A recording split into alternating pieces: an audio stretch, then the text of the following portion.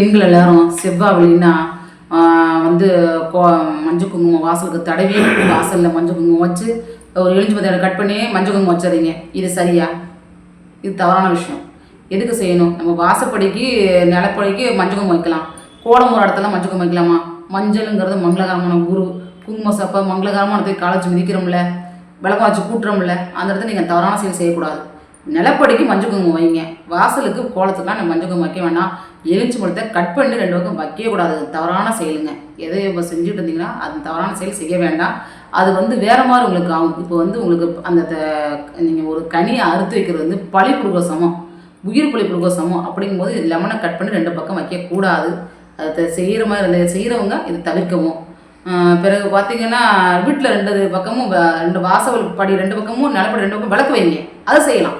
எலுமிச்சை பழத்தை கட் பண்ணி வைக்க வேண்டாம். துளசி வழிபாடு செய்யுங்க, துளசி வைங்க, வீட்டில் துளசி வச்சு வளருங்க. அதெல்லாம் உங்களுக்கு காற்று, சுத்தமான காற்றை கொடுக்கும். நமக்கு துளசிங்க லட்சுமி கடாசியம் அடுத்த விஷயம் இருந்தாலுமே வீட்டில் அந்த சுற்றி இருக்கிற காற்றை சுத்தமான காற்றை எடுத்து கொடுக்கும். நீங்கள் நல்ல தீபம் தான் ஏற்றணும். இந்த தீபம் என்ன விற்கிது உங்களுக்கு சுத்தமாக விற்கிது. இந்த விலை கம்மியான வேலை செய்யாதீங்க. செக்கிலத்தை சுத்தமான எண்ணெயில் நல்லெண்ணெய் விளக்கேற்றினீங்கன்னா சுற்றியில் இருக்கிற நெகட்டிவ்லாம் எடுத்து உங்களுக்கு பாசிட்டிவ் எனர்ஜி வீட்டில் கொடுக்கும். அதில் பார்த்தீங்கன்னா வீட்டில் டெய்லியுமே பார்த்தீங்கன்னா ஒரு டம்ளரில் கல்லுப்பு போட்டு ஒரு மூலையில் வச்சுருங்க. நம்ம வீட்டுக்கு நல்லவங்க வருவாங்க, ஒரு கண் திருஷ்டி இருக்கும். அந்த கண் திருஷ்டி பூரா அந்த உப்பு எடுக்கும். அதனால் ஒரு டம்ளரில் உப்பு போட்டு தண்ணி ஊற்றி அந்த உப்பு போட்டு அங்கே வச்சுருங்க. அந்த தண்ணி கொண்டு போய் கால் படாத இடத்துல ஊற்றிடுங்க. இதெல்லாம் உங்களுக்கு நெகட்டிவ் எடுத்து கொடுக்கும்.